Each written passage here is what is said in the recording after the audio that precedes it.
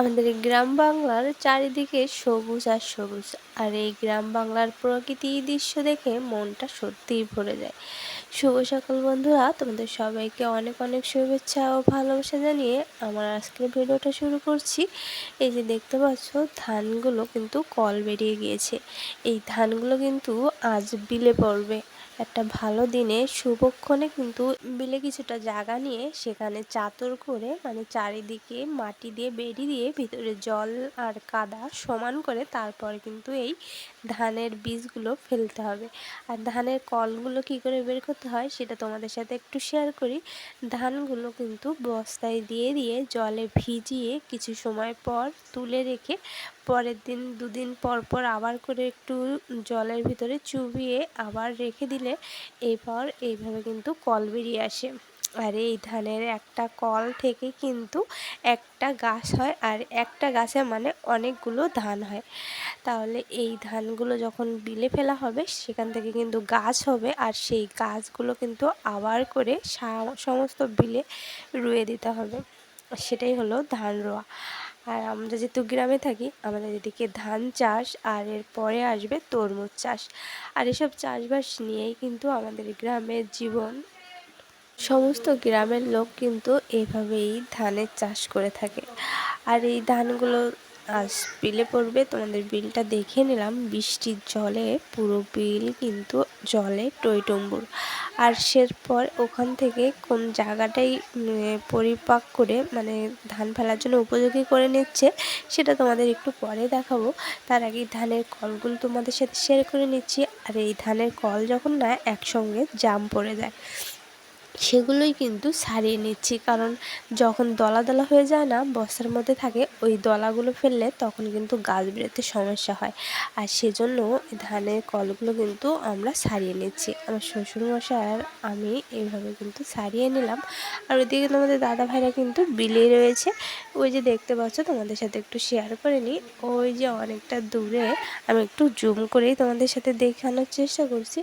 ওইখানটায় না ওই জায়গাটুকু চারিদিকে কিন্তু মাটি দিয়ে বেরি করে নিয়েছে। আর ওর ভিতরে কিন্তু ওই যে গাড়ি দেখতে পাচ্ছ পাশে, ওই গাড়িটা দিয়ে কিন্তু চাষ করে নিয়েছে। এবার ওই জায়গাটা জল আর কাদা সমান করে নিয়ে তারপর ধানগুলো ফেলতে হবে। আর আমাদের এই চাষিদের কিন্তু অনেকটা পরিশ্রম হয় ধান ফেলতে।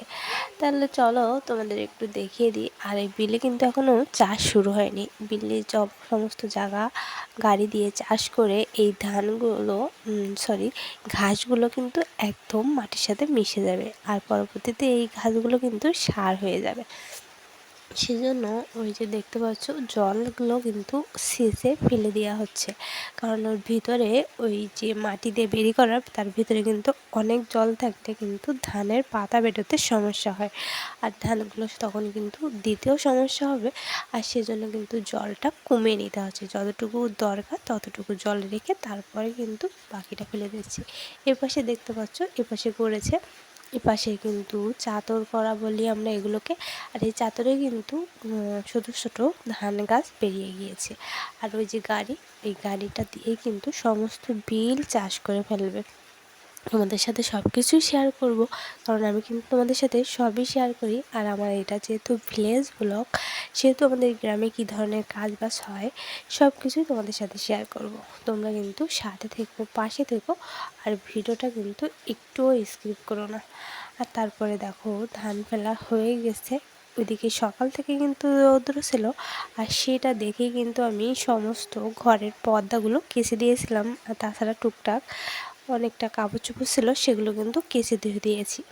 আর তারপরে কিন্তু এইভাবে বৃষ্টি চলে আসলো, আর তাতে করে কিন্তু খুবই সমস্যা হয়ে গিয়েছে, কারণ ঘরের মধ্যে ভিজে কাপড় চোপড় দেওয়া শুকানো খুবই কষ্টদায়ক বৃষ্টির সময়। এখন কি করার বলো, ওগুলো এভাবে থাকবে, বৃষ্টিটা কমে গেলে তারপরে জল ঝরিয়ে ঘরে নিয়ে এসে দড়ি বেঁধে নেড়ে দিতে হবে। তাছাড়া তো কিছু করার নেই বলো। সকাল থেকে কিন্তু রৌদ্র ছিল, আর সেটা দেখেই কিন্তু কাপড় চোপড়গুলো ভিজিয়ে দিয়েছিলাম। আর এভাবে আবার যে বর্ষা আসবে বুঝতেও পারিনি। বন্ধুরা, তাহলে আমার পরিচয়টা তোমাদের সাথে দিয়ে নিই। বাংলাদেশের ছোট্ট একটা গ্রাম থেকে আমি তোমাদের সাথে আছি। আমার চ্যানেলের নাম সুমিস ভিলেজ ব্লগ, আর এই চ্যানেলে গ্রাম্য সব কিছু তোমরা পেয়ে যাবে।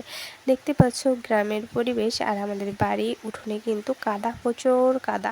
আর গ্রামে কিন্তু এরকম প্রচুর কাদা হয়ে থাকে, যেহেতু আমরা মাটির সাথে থাকি, মাটির সাথে মিশে থাকি, সেজন্য কাদা মাটি নিয়েই আমাদের জীবন। আর চারিদিকে কত বৃষ্টি, প্রকৃতি চারিদিকে খুব বৃষ্টি বৃষ্টি আর বৃষ্টি, আর বৃষ্টির মধ্যে কাজবাজের খুবই সমস্যা হয়ে পড়ে। তারপরে একদম কিন্তু বিকেলের দিকে চলে আসলাম, কারণ দুপুর থেকে তো বৃষ্টি হচ্ছিল।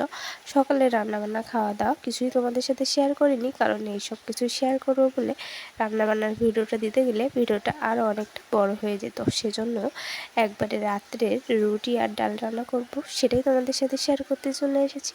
আর এদিকে দেখো রুটি কিন্তু আমার করা হয়ে গিয়েছে, আর এখানে কিন্তু পেঁয়াজ আর রসুন একটু তেলে ভালো করে ভেজে নিচ্ছি, কারণ মুসুরির ডাল সেদ্ধ করে নিয়েছিলাম প্রেশার কুকারে, সেগুলোই কিন্তু রান্না করব। একটু ঘন করেই রান্না করব, কারণ রুটি দিয়ে ডাল দিয়ে খাবে। আর রাতে তো আমরা বেশিরভাগ রুটি খেয়ে থাকি। তোমরা যারা ভিডিও দেখো তারা নিশ্চয়ই জানো। বন্ধুরা, তোমরা কিন্তু ভিডিওটা একটু স্কিপ করে দেখো না, তাহলে আমার চ্যানেলটা খুবই ক্ষতি হয়ে যাবে। আর এমনিই আমি তোমাদের সাথে নতুন, সেহেতু আমার চ্যানেলে অনেক সমস্যা। সেজন্য তোমরা আমাকে সবাই বলে একটু সহযোগিতা করো, যাতে করে আমিও তোমাদের সাথে করে এগিয়ে যেতে পারি। আর দেখো আমি ডালটা কেন একটু ঘন করে রান্না করব, তবে এর সাথে কিন্তু আমি আর একটু জল দিয়ে দেবো, তা না হলে যখন ফুটে উঠবে তখন কিন্তু একদমই ঘন হয়ে যাবে। আর আমি একটু সামান্য চিনি কিন্তু একটু দিয়ে দিলাম, যেহেতু রুটি দিয়ে খেতে হবে, একটু হালকা মিষ্টি মিষ্টি না হলে না ডালটা যেন ভালো লাগে না। আর তারপরে ডাল তো তোমরা সবাই রান্না করতে পারো, আমি কিন্তু আজ আর টমেটো দিয়ে রান্না করছি না, শুধুই সিম্পল পেঁয়াজ আর রসুন দিয়ে মুসুরির ডালটা রান্না করে নিয়েছি। আর এদিকে একটু ঢেকে দিলাম, আর একটু সময় ফুটবে, ফুটে উঠলে তারপর কিন্তু নামিয়ে নেব। আজ না আমরা সবাই কিন্তু রুটি আর ডাল খেয়ে নেব। মেয়েকেও বলেছি, ও বলল যে রুটি আর ডাল হলে আর কিছু লাগবে না। যাই হোক, আজকের ভিডিওটা এভাবেই শেষ করলাম। আমাদের ধান পড়ার সময়টা কীভাবে হয়, ধান আমরা কীভাবে ফেলি, সেটাই তোমাদের সাথে শেয়ার করলাম। কেমন লাগলো কমেন্টে জানাতে ভুলো না। ভালো থাকো।